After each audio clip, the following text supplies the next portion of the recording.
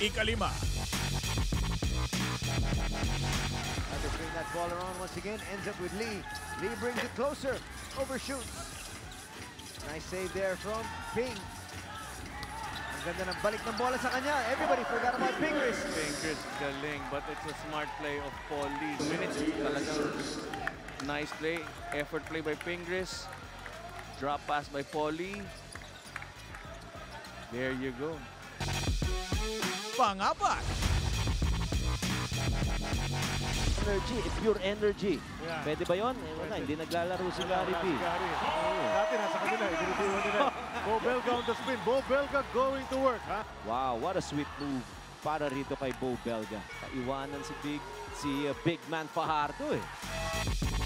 Pangatlo. About it. Up against Halalon. Steps back. Parang napakasimple ng basketball sa kanya. Oo, nakakaasa. 9 points for him as well. Itong si Paul Lee. Ikalawa. They're looking for an insurance basket right here. Saul on the move. Takes the pass. Thinks it himself. Saul Mercado wants to play on Tuesday. Ngayon naman, ang decision niya to go strong to the hole. Once he found himself inside the shaded area, hinanap niya ang goal. How about Saul Mercado deciding to take that one himself? At ang nanguna. Well, some veterans have now been inserted. Ginito. Romeo extricates and hits.